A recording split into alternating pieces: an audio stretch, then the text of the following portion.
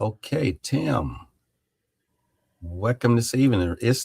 This evening. It's you and I, and we're gonna go ahead and welcome our audience in. It's Thursday, a Thriving Thursday Live, and we have a different setup. What do you think about our platform? Oh, I like it. It's a lot more interactive, I think. Yeah, super. Matter of fact, when someone was talking to me about why don't you do a podcast, I said, well, we do live. It's similar to a podcast because most of the podcasts I see, I don't know. The only difference they have a big microphone in front of them. But the podcasts I see now, they're all recorded, they're recorded shows. And so I guess this is our podcast, but we can call it that, but it's Thursday Live. We call it Thriving Thursday. So there's a big difference between surviving and thriving. And so I know we talk to a lot of our clients, and sometimes it feels like we're all fighting to survive, but we definitely want to help get those communities and all of us get to an area, a position where we thrive. And so that's our goal, is to help people get to our community to begin to thrive. And so I want to welcome our community tonight. It's Thursday, Thriving Thursday Live. Today we have Tim Fisher, which is from Housemaster. And you guys, I know we did put some flyers out there. We're going to promote it for the next 4 weeks. Check out Housemaster. Check out their website. Tim's contact information on there. And at any time, if you need to get in contact with Tim, get in contact with Housemaster, just give us a call. If you don't have his information, I'm going to pop up his at the end while he's talking, so you can have his contact information if you would like to get in contact with him. But feel free to contact him anytime. And so, again, I want to say welcome for our Thursday Night Live. This is our routine thing that we're doing. We're trying to draw an audience. We are drawing an audience. And we're trying to grow our community. And so how you can help us grow the community, we want you to click like. We want you to get the notification bell. So anytime that we go live, you'll be able to get a notification, say, hey, First Home Alliance is live. So let's go out and get empowered and see the things that they're going to be talking about. And so this month, it's actually, there's a lot going on in the month of April. And so it's Volunteer Appreciation Month. And so actually it's a Volunteer Appreciation Week, which is the last week in Thursday. So we're going to talk about that at the end to invite you out for that. But it's also Financial Literacy Month. And so this is the time to get, basically educated. And we talk about health, wellness, and basically housing.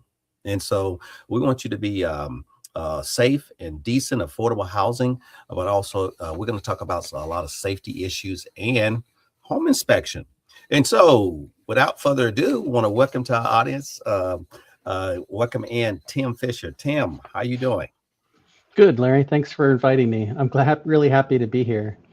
My name's Tim Fisher. I'm owner and inspector with Housemaster Home Inspections. We've been in business. Next month will be our 10-year anniversary in business. And over the past 10 years, I've done a little over 4,000 home inspections. I'm also a certified home inspector with the American Society of Home Inspectors. I'm also a certified drone pilot and a certified residential infrared thermographer, and a few other dozen certifications that I've accumulated along the way. Before that, I was in the Army, didn't do a whole lot, but I did get the chance to retire, and I was actually a paratrooper, much like Larry Laws, and we both had a chance in the Army to jump out of perfectly good airplanes. So that was always a lot of fun. Yeah. So tonight we're going to talk about home inspections. So the first thing we wanted to talk about is, why do you want to do a home inspection, and what is a home inspection? So when you buy in a house, that's one of the largest investments you're going to make of your life. And so you want to make sure that when you do make that decision that you're going to buy the house, that you have a good look at it first. And you can look at it when you go in, but most people, when they look at a house, they're looking at all the bright and shiny stuff in there, the new appliances, the fresh paint job, the good carpeting. And people do those, they refresh houses all the time to get that stuff in. They don't pay attention to a lot of the details sometimes. And so it's important to get a good look at the entire structure of the house. So what is a home inspection? A home inspection is a visual inspection of the readily accessible components of the house within a limited time and scope. For my process, I start with the roof. and I inspect the roof. I inspect it by either using a drone to fly over it, which is why I'm a certified drone pilot, or I walk the roof, or if the weather restricts the flight of the drone, or the height of the roof is, or it's not, or it's too steep to walk, I can also look at it from the eve edge or look at it from the ground with binoculars. So I try to get the best view I can, and each of those are valid ways to inspect a roof. But you want to make sure that you get a good look at it, as good a look as you can. And so that's why I have multiple tools in my toolbox that I can use to do that. Then I walk around the exterior of the house and document the conditions around the exterior. Things like the conditions of the sidings. Is it properly installed? Is any of it damaged? I look at particularly at the ground slope around the perimeter of the house. If the ground is isn't sloping away from the house, can lead to water penetration and lead to really big damage problems. If your crawl space is full of water, that can be a whole nightmare of things that need to be fixed. And so it's important to make sure that water in heavy rain is draining away from the foundation and things like that. Then we go inside and I start from the top and I work my way down to the bottom and I look at all of the major components in the house. I go through the bathrooms, or start with the attic actually. So I walk through the attic as much as possible without disturbing the insulation as much as possible. You want to make sure that the framing and the structure in there is good. There's no signs of any water penetration. The ventilation is properly done in the attic, so you're getting plenty of fresh air in there so it doesn't get too hot or from all the sun beating down on those nice dark shingles that are on top of your roof, most likely. Mm-hmm. And you want to make sure that all your vents are from the bathrooms or the kitchen, if they're routed through the attic, that they're properly venting to the exterior. There's no signs of any critters up there. You definitely don't want anybody else paying, living rent free in your house if you're staying there. So we always look to see if there's any of those up there. I'm not an exterminator, but if I see anything that looks like there might be a bird or a raccoon or a squirrel or something up there, I make sure to let people know about that so they can get that taken care of. Then we move into the inside of the house. We go through all of the rooms. We go through the bedrooms, the bathrooms, the living room, dining room, kitchen area, looking at making sure all the windows are opened and closed. For our inspections, we check all the accessible windows and all the accessible outlets and doors and make sure that they're working properly.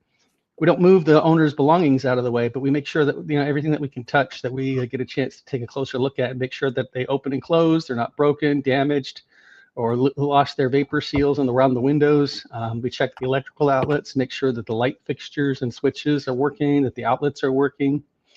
We check for safety items. Two of the most important safety items in a house are the stairs and handrails. It's important to make sure those aren't, they've been properly installed, they're nice and firm, nothing's loose, or the spaces aren't proper, or improperly designed steps can be a tripping hazard, which could hurt somebody. Handrails that are loose, or have balusters too far apart could get kids injured. So we look very closely at the stairs and handrails. We also look at smoke alarms and carbon monoxide sensors. We want to make sure that we meet the minimum requirements for smoke alarms, that we put them in, that they're installed in all of the bedrooms, and then one on each floor of the house for the smoke alarms, and the carbon monoxide sensors, one on each floor of the house. Those are probably the bare minimum for safety equipment in a house. We look at the heating and cooling system. We want to make sure that if it's cooling properly, it's heating properly, it's properly installed, it's functioning. Air conditioning systems have to have a condensate drain. If it's not draining properly, that can lead to moisture problems in the house that may need to be fixed.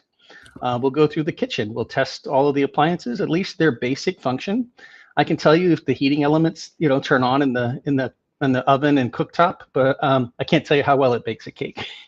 So I just don't bring the ingredients, and there's not enough time to do that as part of the home inspection. But that kind of general function test is what we do with all of the appliances: the air conditioning, the oven, the microwave, the refrigerator, the garbage disposal. I can tell you that they're doing their basic functions, but how well they actually perform, I can't answer those types of questions. We also look at the mechanical. We look at the ductwork, make sure that we're getting appropriate heating and cooling throughout the house from the ductwork. We look closely at where the inside and outside portions of the heating and air conditioning systems are.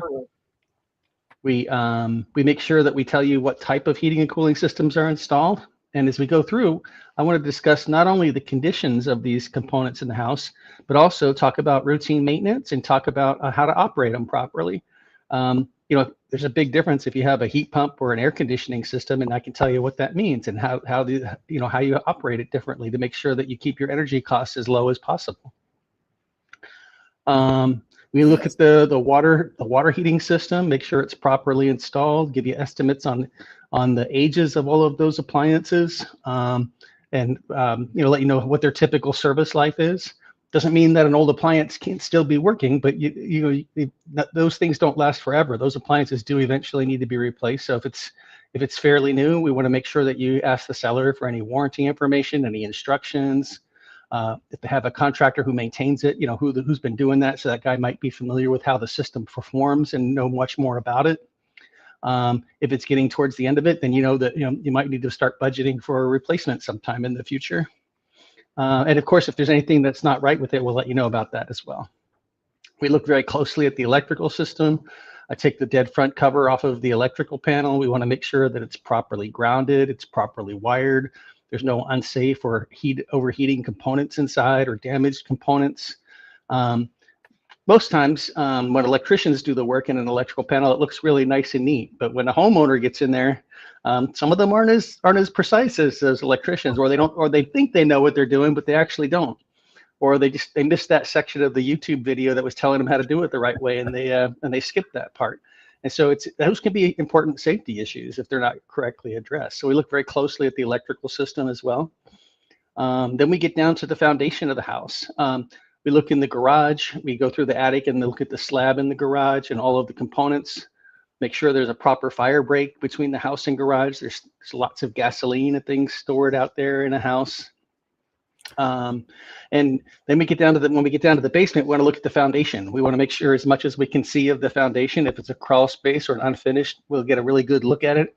If it's finished, we'll just look for the parts that are unfinished. We'll look at everything, but we look at the unfinished parts for the structural components and any signs of any structural problems or water damage or pest activity.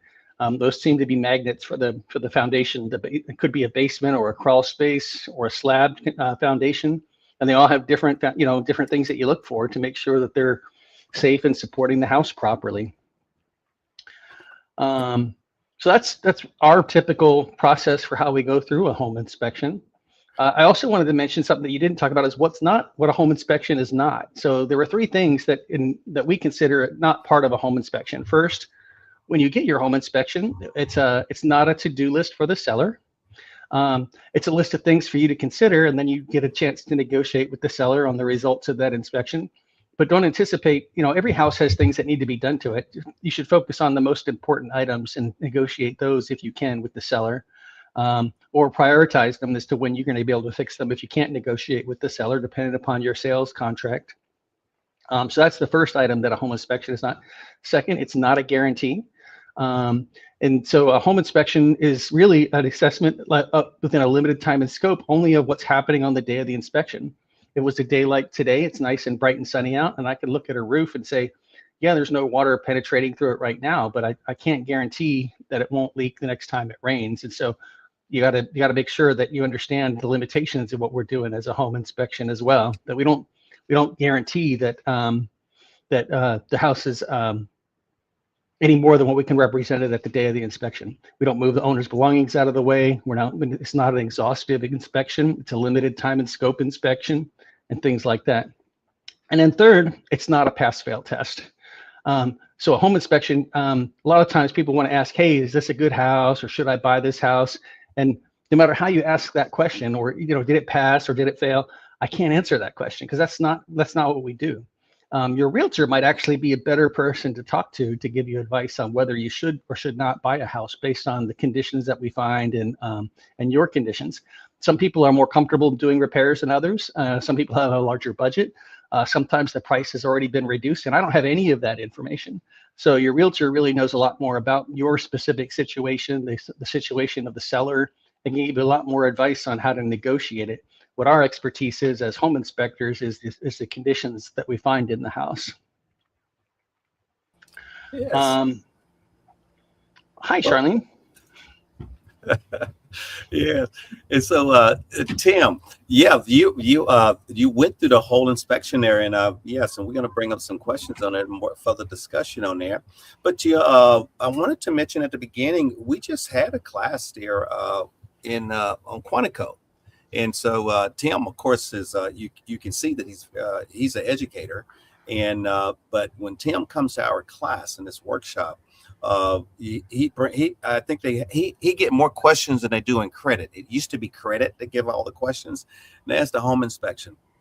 But often a question, and you mentioned already, but often there's a question when you're talking about first time home buyers, and they want to know about the contract and things like that. You let them know about the realtor part in there, but also the discussion in reference to the difference between the home inspection and the appraisal. And can you just talk a little bit more about that difference between the home inspection and the appraisal? Oh, absolutely. So an appraisal, even though the buyer pays for it, is actually ordered by the lender. And the whole purpose of that home inspection is to make sure that they can get their money out of it if for some reason something happens and they have to foreclose on it. So their top priority is determining the value of the property. And so they're going to go in and they're going to literally spend about 15, maybe 20 minutes there at most. I've been in homes when they've done appraisals, and I've never seen an appraisal last more than about 20 minutes. But they're going to make sure that if you're buying a $4,000 house that's supposed to have a granite countertops in the kitchen and a beautiful pool in the backyard, that it's not Formica and a mud hole in the backyard. And they're going to that's literally what they're going to do for the appraisal. They're going to make sure that the value of the property, the money they're lending you, is buying something that they can, if they have to sell it later, they can get their money back out of it. If you're getting a VA loan or an FHA loan, they also do a safety inspection. Now, it's a very basic safety inspection, and I'm not underplaying the importance of it. If you're getting a VA or FHA loan, please make sure you get that safety inspection done. And it's part of the appraisal. You don't have to special order it. They'll do it at the same time. But what they do is they're still only spending, at most 20 minutes there, but they're going to make sure that the smoke alarms are present, the carbon monoxide sensor alarms are present. They're going to make sure the handrails and the stairs are functioning, that there's not a big hole in the roof with all of the water draining inside. They're going to look at the foundation and make sure they're not going to do what I do. They're not replacing the home inspection, but they're going to spend a few minutes and make sure that the floor joists in the basement aren't collapsing, or the deck isn't collapsing in the backyard. They're going to look for major safety issues, things that are fairly obvious that they need, and they have a checklist of what that is. And I'm not a VA or an FHA inspector, but they're going to look at probably the most important things safety-wise and most obvious. And then if they flag something, what that does to the sale process is those items have to, for VA and FHA loans. VA and FHA loans. Those items have to be fixed, or they're not going to lend you the money. That's non-negotiable. So if they find something, it's fairly important, and they won't lend the money. So it's something that the seller has to fix before the sale can go through. And so when the seller accepts a VA or FHA loan, they're kind of agreeing to that, hey, we'll abide by those rules. If they highlight something that's completely unsafe, we'll make sure that we agree to do those kinds of things. And it's a real estate transaction. Everything's negotiable. But it's kind of, that's kind of what goes along with it when you agree to a VA or FHA loan. The home inspection process is going to last several hours, depending upon the size of the house. And we're going to spend a few hours going through it. And when the FHA or VA safety inspection is done, you're going to get a list of 3-4 things maybe that they say have to be fixed. Fix the handrails because they're loose, or replace all the smoke alarms that look like they've all been removed. And those are non-negotiable. When we give you the list of things, we're going to give you a very detailed assessment that talks about not only the conditions we find, but also the materials used, where it's all located, and what condition it's in, so that you can have a very, very detailed understanding of what's actually happening in the house. Now, ours, like I said, is not a to-do list for the seller. So that now you have to decide, based on the conditions that we find in the house, is this something that you're willing to negotiate with, or what you're going to do with that home inspection report? And it really depends on what you did with the contract that you signed before we even started the home inspection. So it's important to know up front whether you're going to be able to negotiate repairs, or whether it's for information purposes only, or you can put special caveats. We're only going to ask for repairs if it's more than some larger dollar amount or something. We're not going to focus on the small stuff. We just want to know what the if the roof needs to be replaced or the HVAC has to be replaced. Those are bigger ticket items. Maybe those are the ones you want to make sure about. Yes. And you just mentioned HVC. What did you call that? High voltage. Heating, heating, ventilation, and air conditioning system. Okay. HVAC. Yeah. Can be honest on the jargon. I didn't keep that in plain language. HVAC, right? Yeah, I think we would say HVAC. Yeah. And yes. And so we were just talking about getting outside today and, in the weather. And so with that, talk to us about, what you can check on the weather when it's 50 degrees outside. So for the HVAC system, if the temperatures are below 65 degrees, we actually don't recommend running the cooling system for the house. If you do, you run the risk of damaging the compressor for the cooling system. And so it's important that in the wintertime that we're only going to be able to check the heating system.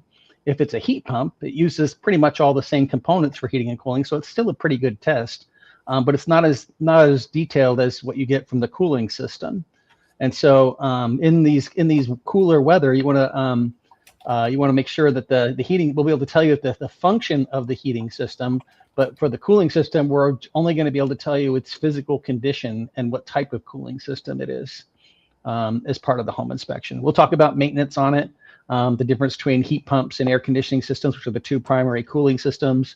And then for heating systems, the primary ones we see are gas furnaces or heat pumps, which also provide the heating system. Every once in a while, we also see some other strange things like geothermal heat pumps or straight electric heating systems. Those are a little bit different, but that's the primary heating and cooling systems we see. And like I said, in the wintertime, we're just limited to what we can do with the cooling systems so we don't damage it. Now, if we tell you that, we're also going to tell you that we recommend that you consider having an HVAC person come and look at the cooling system, and they can actually look at it to lower temperatures than I can, because they have the tools and materials. If they put a special wrap around the outside unit and put the pressure gauges on it, they can actually test it to much lower temperatures than I can. But without those tools and training, the tools we carry are very limited.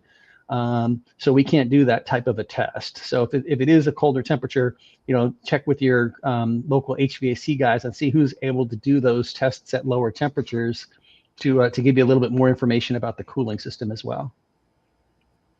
Okay. All right. Charlene, do you have a question? In reference to that, no. Yeah. Okay. And so, another question I think come up in the class, and you do a very excellent job in there in explaining in reference to individuals, if they have the option, even though the contract may or may not be contingent upon a home inspection, what are some really, encouraging suggestions in reference to why they should just have it, even if it's for informational purposes? Well, because things that you can find in a home inspection that could be unsafe. So if you don't do the inspection, things could be wrong that you just didn't know. I did a home inspection for a renter, not very common, but I did a home inspection for a renter up in Alexandria, and what I discovered when I was looking at his water heater was that it was a gas water heater. The exhaust vent was completely rusted out. There were holes in it. Just touching it caused it to flake apart into little pieces. Had he not done the home inspection, just simply running the water heater could have filled his house with dangerous gases that could have killed somebody.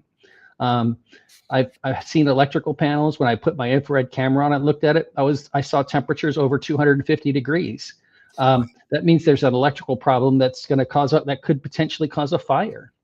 And so you just don't know what you're going to find until you actually do a home inspection. I got into one crawl space once, one house that I did. The crawl space had about 4 inches of water in it.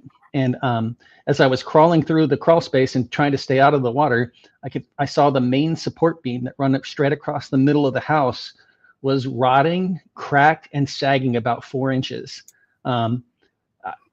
Those types of repairs are very expensive. It's repairable, but it's very expensive.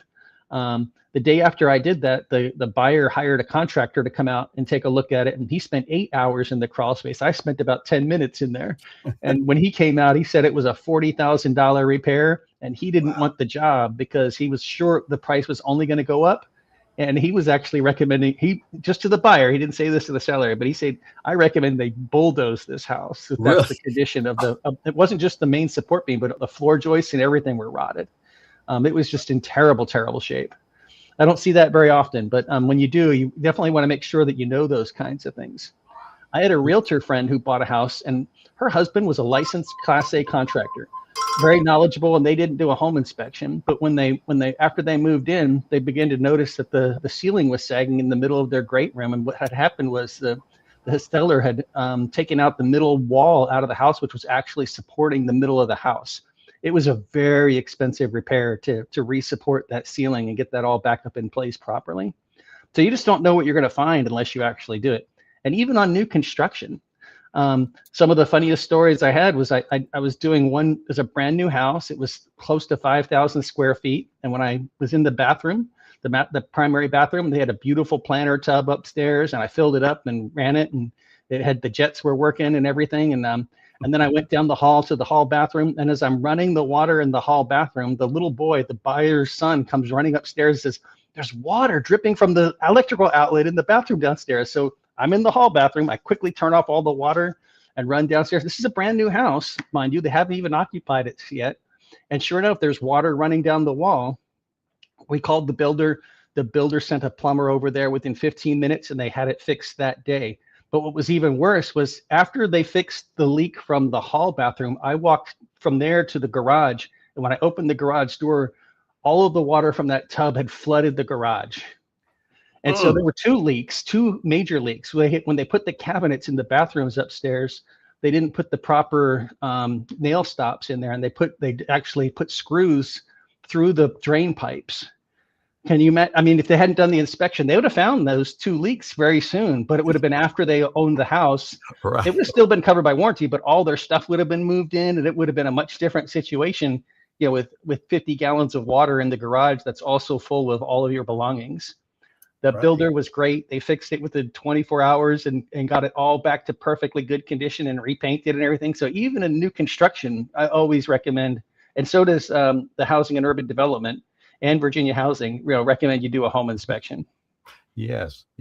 And so, and tell them about the, because you can actually come out, while the walls are still open. Can you do that? Oh, absolutely. On new construction, I would strongly recommend you consider doing a phased inspection. Okay. There's different phases during the construction process that you can hire a home inspector to come out. The builders don't like home inspectors come out, not because they think they're doing a good job, and they have quality guys that are doing the right work, and they have all the code inspectors come out. But I'd be out of a job if I could tell you that the code inspectors were perfect or their quality control was perfect. I just did a house just 2 days ago. It was a brand new house. I was doing the warranty inspection a year after they moved in. Mm-hmm. And there were doors that weren't opening and closing properly. They were just out of alignment. And when I looked at the top of the doors, they hadn't painted the top of the doors. The door manufacturer's warranty is void if you don't paint all 6 sides. Mm-hmm. So now the builder didn't install them properly. They can't go back to the manufacturer and say, hey, this door is warped because they didn't paint it, but they've got to come back and fix it. Mm-hmm. And so, and they did, and they're going to, but there were doors out of alignment or doors that don't close properly. And then if you didn't paint the tops, you voided the warranty. It's not installed properly. You had a question, Charlene? Yeah, when you paint the top, is that the fix, or it has to be completely? No. So if it's out of alignment, you've got to plane it and shape it back to the right shape, but they got to paint it for it to stay that shape. So if the doors are opening and closing properly, just paint all 6 sides of the door. That's the front, the back, and all 4 of the edges. Uh-huh. And they do a good job on the front and back and the sides, but they never paint the top, it seems like. And it's funny is the picture I took showed the stamp on the top of it says warranty void if not painted on all 6 sides, and you could still read it. So obviously they didn't paint it. Mm-hmm. Wow. Can you tell us in terms of, because I feel like when we do the first time home buyers class that people do initially think new construction that really don't need a home inspection. So can you tell us your wildest new construction home inspection find that you could think of? Oh yeah. I mean, well, not only the 2 leaking bathrooms that I told you about, but I've seen all kinds of, I did 2 brand new houses over the past 10 years mm-hmm. where I recommended the builder replace the roofs.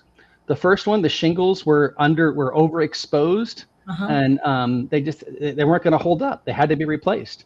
The second one, the underlayment was installed while the roof was wet and it didn't dry out properly. And they put the shingles on top of it, so that underlayment was warped.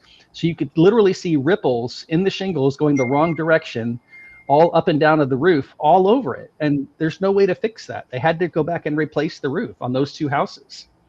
Now, did they do it to your knowledge? Yes, they did. They weren't happy about it, but they knew they were wrong. They had to fix it. Another funny one, I did a brand new house. This was actually a renovation. They ripped it down to the foundation and they rebuilt it. So it was virtually all brand new with the original foundation. And they had to get a new building permit and everything. But when I went to the house, the buyer told me, "Hey, it's really hot upstairs. I don't think the air conditioning's working." So I get up there and I'm running the air conditioning. I says, "Well, I mean, it seems to be running okay," but I stuck my head in the attic. Mm-hmm. There was no insulation in the attic.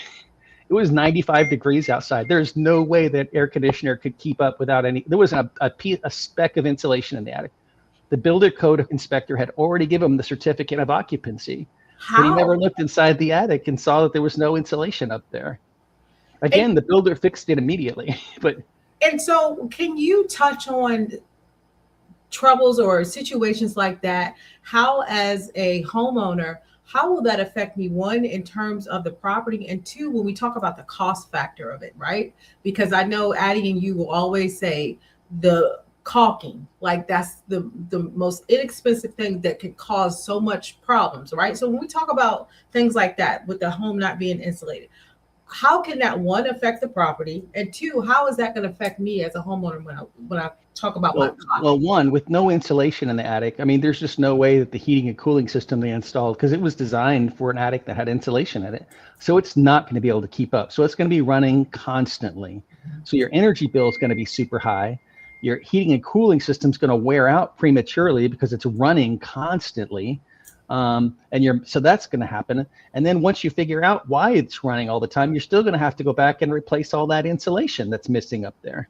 And I'll be honest, I bought a house here in Stafford. I was the third owner of the house. The house was 11 years old. When I moved in the first winter, my family room, which is the room right here behind me, was freezing cold all winter long. And I couldn't figure out what was wrong. The neighbor said, "You should check the attic." And so I looked in the garage. There was no hole in the attic to get in there. Well, if there's no hole, they couldn't have put insulation in there. You have to be able to actually have an access to put insulation in there. When I cut a hole in the ceiling in the garage and looked over top of the family room, there wasn't any insulation up there. I added a foot of insulation. It took me about a day to just go buy a blower or rent a blower from Home Depot or Lowe's and blow the insulation in there. And that next winter, now that room is toasty warm. And when I run the fireplace in there, it heats the whole house. Before, we ran the fireplace the whole time, which is at the end of the family room, and it never heated the room. It made such a big difference. Okay. So this, guys, is really just telling us, like, when like I said, sometimes we are in a climate where people don't want to get that home inspection because they want to stand out above others, but look how it can cost you in the long run. Oh, absolutely. And two other previous owners lived in this house for years, paying that extra heating and cooling cost, keeping that family room heated and cooled. I mean, it was hot in the summer, but we didn't really notice it. What really noticed it was how cold it was in the wintertime with no insulation in the ceiling. It made such a big difference. Now, you can, in terms of a home being built, you don't have to have access to an attic for it to pass. You know what I'm saying? Like, there's it's so like if it's dependent upon the size of the attic void space. If it's fairly small and it's really tiny, like above a garage, and it's just a small triangular shape, sometimes they don't put access to those attics. Okay. In this case, the attic is big enough that you can stand up and walk around in it. There is supposed to be an access in there for maintenance, and the insulation was installed on the walls to the bedrooms, which were adjacent to the attic space above the garage. But there's no way you can put insulation on the ceiling, because once they put the drywall in, there's no access anymore. So how could they have put the insulation inside? So how does it pass as a new construction home? How does that pass? Or it doesn't? That's what I'm saying. It doesn't matter. I don't know how it passed. Oh, okay. This was back in 2001. I wasn't there. I've heard a lot of horror stories about how the home inspections went, 25 years ago, but I didn't live here then, so I don't know. I was just thinking in general, is that something in terms of, Well, the code inspector absolutely should have checked it and should have caught that there was no insulation over the family room, but they didn't. Okay. And to be honest, if the county code inspector, because they're government employees, if they make an honest mistake, there's no recourse. You can't sue the county for passing a home inspect or passing their code inspection and not checking something. They're completely not liable unless you can prove absolute gross negligence or illegal activities. That code inspector isn't liable for it. And so, they're doing a good job and the best they can, but, sometimes things slip through, and, as complex as a house is, you'd be surprised the number of things that slip through every single time. It's amazing. I did a townhouse. When I inspected the townhouse, I did a phased inspection. So I did the foundation, the pre-drywall, and the final inspection. And at the final inspection, there wasn't any insulation in the attic, and they fixed it. The builder was back there within a day and put insulation up there. A year later, the neighbor had told some of his neighbors about me, and so I came back and did warranty inspections for 3 of the townhouses on this same street, on the same block. The other 2 houses had no insulation in the attic. Again, the builder was there immediately and fixed it. There were 10 other townhouses on that street. I don't know how many of those didn't have insulation in the attic. I could shake my head and go, wow, you just don't know what you don't know unless you actually have someone look at that stuff. And the building is pretty complex stuff. And I'm not saying the builders don't do a good job. No builder wants to give you a crappy house. They're doing their best to do the best quality product they have. But those contractors rotate through every day. And so one day the framers are there, the next day the plumbers are there, the next day the electricians are there, the next day the HVAC ductwork guys are there. And so they rotate through. And if they get to the end of the day and they think, oh, I'll be able to fix this tomorrow, but then tomorrow rolls around and they're at a new construction site, and they may not even realize that their time is up. Mm-hmm. And if that manager from whatever your favorite manufacturer was doesn't catch those mistakes, I've seen some contractors that miss a lot of stuff, and some that are pretty sharp about it. But they hire. I mean, let's face it. In Northern Virginia, there's only so many framers. So no matter which company you're hiring, they're probably using the same framers. And so those guys go from house to house to house, and one guy makes one mistake, and then he does it in the next one, and the next one, and the next one, and that compounds itself too. So it's all up to that supervisor. How well are they supervising those general contractors or those different individual contractors or technicians that are coming through and doing that work? It's so important. Mm-hmm. And some of them are safety issues. I've actually seen ductwork in the attic that wasn't cut through the ceiling into the bedroom. And this was a house that was almost 30 years old. The return register for the 3rd floor in the townhouse wasn't cut through the ceiling. They had ductwork up there, so all the thing was blowing air into all the rooms, but the return duct was just stopped at the ceiling. So all of that air had to return down the stairwell to get to the basement. Well, that's not heating and cooling very well, and it makes it run a lot harder. And that system was greatly improved once they cut that hole in the ceiling and allowed the ductwork to connect properly. And I'm quite sure their utility bills may be, adjusted. Your heating and cooling costs will go down a lot if it's properly installed. Yes. And what type of usage or wear that can put on a unit that's not, not ventilated correctly? Can that shorten the life? Yeah, the typical service life for an air conditioning system is 10 to 15 years. A heat pump is 10 to 16 years, very similar. But if it's not properly insulated and it's running all the time, or the ductwork is obstructed because it wasn't cut through the walls, it's going to have to work a lot harder to heat and cool the house and it's going to be running a lot longer, and that's going to definitely shorten its service life. Those ages are only averages, but if it's not installed very well, or it's installed improperly, or not properly cut in, it can reduce it quite a bit. I mean, you figure that an air conditioning system cycles off and on, 2 or 3 times an hour, but if it never cycles off and it's running 24 hours a day, you're going to cut it. You can cut 60% of its service life off because it's running 24 hours instead of 5 or 6 hours a day. Hey, Tim, I'm telling you, I've learned so much from home inspectors and been around just some of the things that you all suggest. I heard you, this was a couple of years ago, I can't remember when, but it was about these filters, because I'm sitting right here by a unit right here.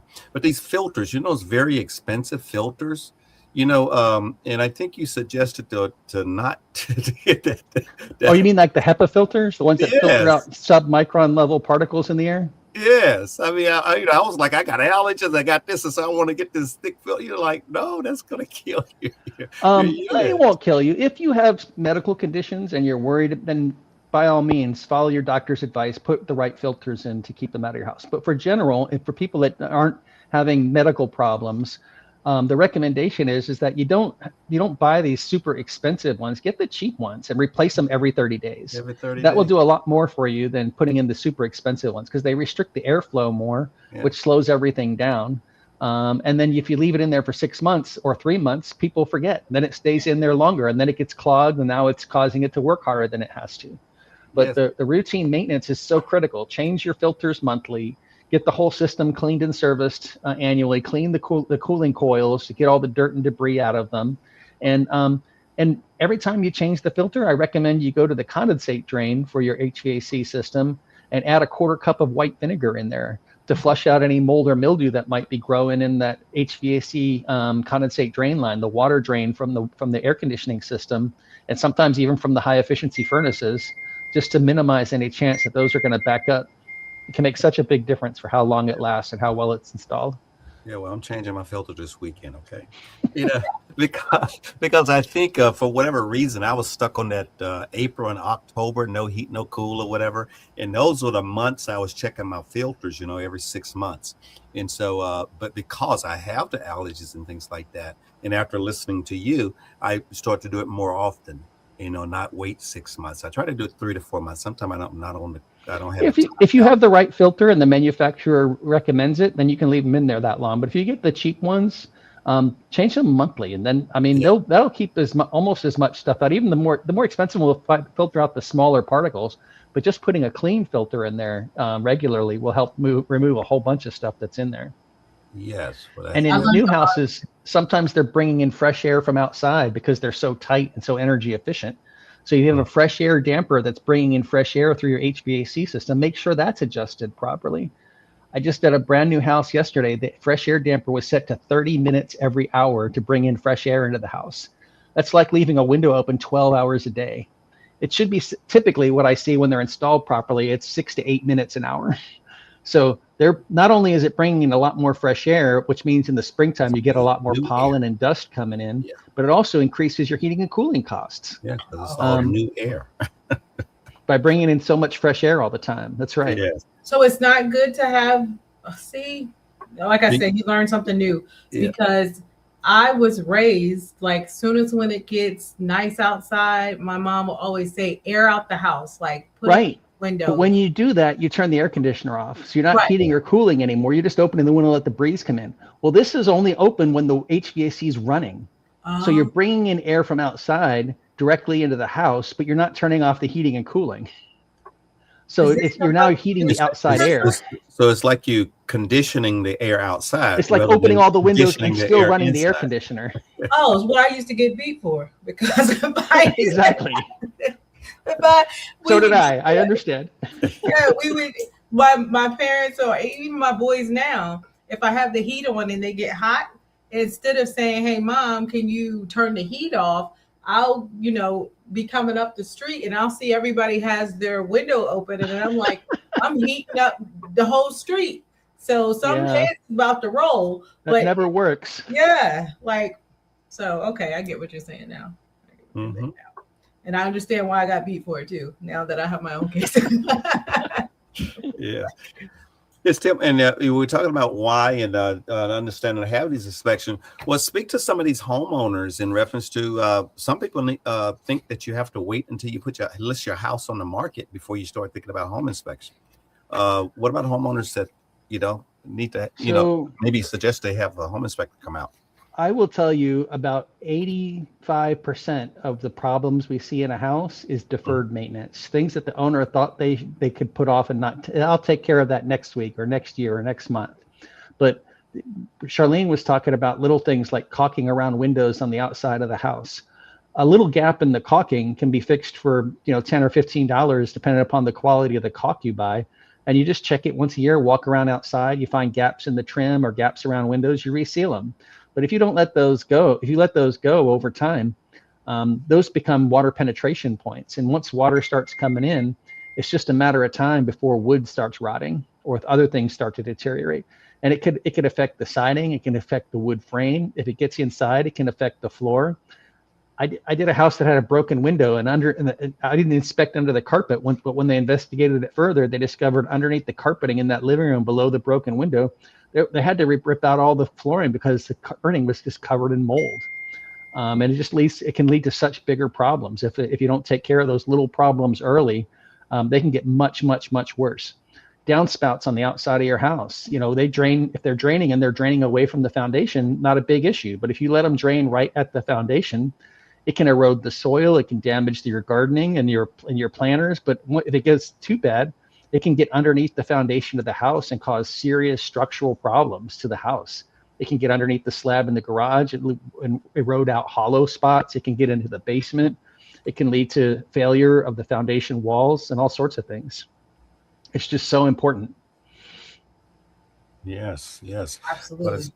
Yes. The little things where we're trying to save money ends up costing us 10 times more than what we would have spent if we would have just did it, right. Absolutely. And so we're getting close to the end here, but Tim, you did a lot of your qualifications and training for home inspectors, and of course, I think sometimes people, Nick, well, one home inspection was what year did it become required for licensing? So I first was a home inspector in 2016, and that year there was no license required. It wasn't until 2017 that the state of Virginia started requiring a license for home inspectors. Think about it. You had to have a license to cut somebody's hair, but you didn't have to have a license to inspect their home, the largest investment they're going to make of their entire life in anything they're ever going to purchase. And you didn't have to have a license until 2017. So today, all home inspectors have licenses. They have to do continuing education. They have to take the National Home Inspection Exam. There's mandatory training in classrooms and mandatory ride-alongs with licensed home inspectors, and all that has to be done before you can even start the business. Then if you're going to do new construction, you have to have a special endorsement for new residential structures on your license. You have to have it's additional training that you have to maintain with continuing education as well. You have to get relicensed every 2 years. So every 2 years, you have to complete continuing education to maintain your license. We always recommend that your home inspector should be a member of one of the two national home inspection organizations. There's two, the American Society of Home Inspectors and the International Association of Certified Inspectors. Those are ASHI and INTERNACHI. There's also a Virginia one, the VAREI.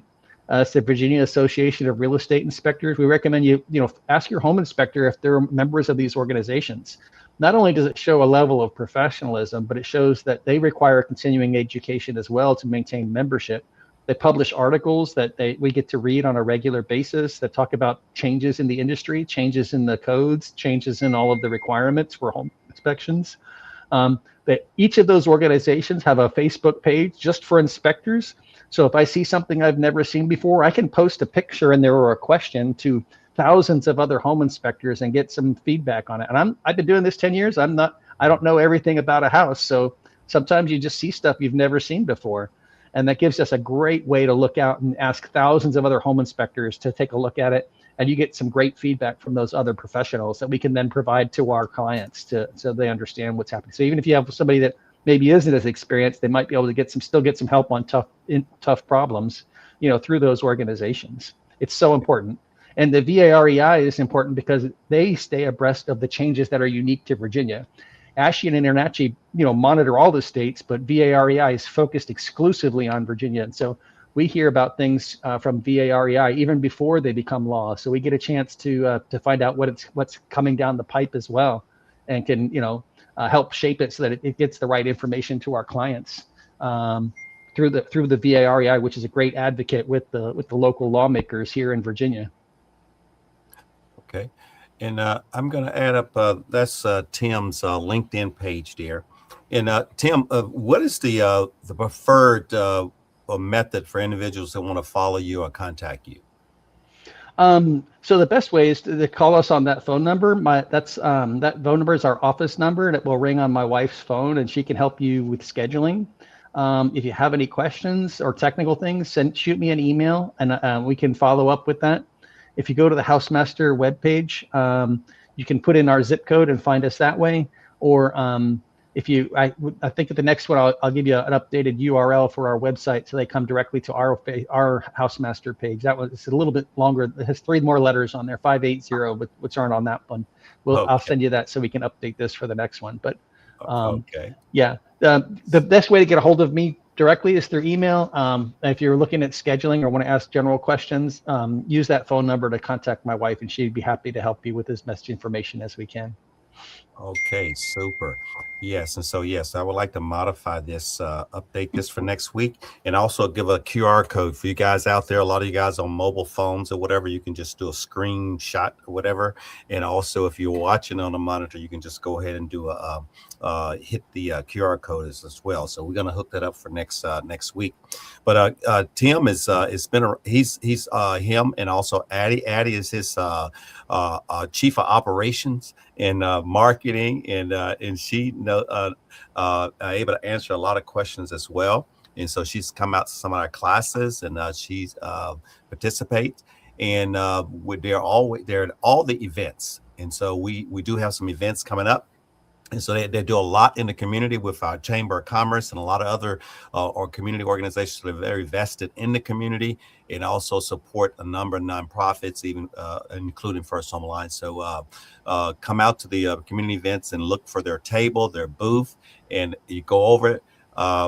I mean, I purchased my first house back in 1985. I don't know how many years ago that was, but I've learned so much from each home inspector. I learned so much from Tim in the last, I don't know, almost 10 years. It's been a lot of years. 10 years. Yes, the last 10 years I learned so much. I think Addie was working with you our first year in business, Larry. I think we've known each other almost 10 years. It has been yes. So I've learned things in the classroom. I've learned things just in conversations. I learned things at their booth. I've learned things on home inspections that I've been in the house with them when they've done home inspections with Tim, and he's been able to ask questions, very knowledgeable. And so I learned so much. And so you can see that, especially in our classrooms, you'll see that he's able to really empower our first-time home buyers, and even the other professionals as well, real estate agents, real estate agents and lenders, and things like you need to have a relationship with a home inspector. And so definitely consider reaching out and linking up with Tim and Addie. Yes, and so we appreciate Tim, you taking your time this evening and being with us, and also we're looking forward to having you again next week. And we'll continue this. I look forward to helping you again. I love working with you, Larry. One thing I learned in the military is volunteering to be in the military is one thing, but when you volunteer to jump out of airplanes, that's extra special. And every person that I've ever worked with that volunteered to jump out of airplanes always goes that extra mile. And Larry's definitely, with First Home Alliance, always goes that extra mile, and I do appreciate that. Well, thank you, Tim. It is a mentality. You can tell the difference, and so I really love being around you, and I appreciate all the work and enjoy definitely working with you. Super. All right, you guys, we're going to close out for this evening, but we want to remind you, I didn't bring up the flyers or anything, but I will have that ready for you next week. We're getting ready for our Community Appreciation Day. And so we have just about things wrapped up here, but we still need sponsors. We still have time for sponsors. So we have T-shirts. We're going to have memorabilia and things like that. We're going to put things in our tote bags and gift bags and things like that. So for your sponsors, you want to go ahead and get those things in the bag. We're going to hand those things out. We expect anywhere from 80 to 100 people, and maybe leaning more to the 80 right now, but we still have time to prepare for that 100, that number that we like to reach. We're still reaching more sponsors. We're looking at having some nice food there and some activities. I know someone was saying, oh, you have nothing for kids. Yes, maybe the flyer do not show the things for kids, but we have a lot for kids. And so we have the moon bounce there. We're going to have face painting. And of course, they can get involved in yoga and the Zumba. But you have those little hacky sack things you can throw around. You have horseshoes, you have volleyball, you have a soccer field. It's a lot of things going on out there, and it's that time of year is to spring into action and come out and get your spring and your summer kicked off with both physical fitness and financial wellness. And so that's going to be on the 25th. We need for you to go ahead and register so that we can ensure that we have enough food. Believe me, we're going to order enough food for the people that's registered. And so you're going to be a disservice for those guys that don't register, because we may run out of food. So, because it's better to run out than to have extra, because after the pandemic, we can't find a place to donate the food, right, Charlene? Right. You're not accepted. So please register and to come out. You're going to be short. You're going to come there, be ready to eat, and it's going to be gone. Yes. So that's on the 25th. And we've been there every year, Larry. It's a great time. It's a great time. Yes. And I think this year we're going to have a surprise in terms of our weather. It's going to be probably significantly warmer this year than it has in the last couple, because I think a couple days this week is going to be in the 90s. So. Yes. And yes, and so we have had some difficult weather sometime, but so looking forward to it. I think it's changing at the right time. Mm-hmm. It's been cleaning itself up a little bit. We get a little rain here. That's nothing wrong with that. And things are budding outside. I have to do my grass this weekend, because after those two rains, now everything is popped up, and so it's time to cut the grass down. And so, but we'll have our leaf blowers out there and make sure the area is dusted off, and look forward to seeing everyone. That is the Veterans Memorial Park. If I'm not mistaken, it's 14300 Featherstone. And that is in Woodbridge. Check out our website. Go ahead and register. You can register on the website or Eventbrite, and just put in First Home Alliance or Woodbridge on Eventbrite, and the event will come up. You can register there. Okay. And also keep an eye on our website for upcoming classes, first-time homebuyer classes, and other events. And follow us on social media here on YouTube and all the other platforms, social media. Make sure that you hit the notification bell, and subscribe to our channels. And again, thank you guys for this evening, and look forward to seeing you next week. You have a good night. Thank you. Good night, Larry. All right. Good night, Tim. Charlene. Bye-bye.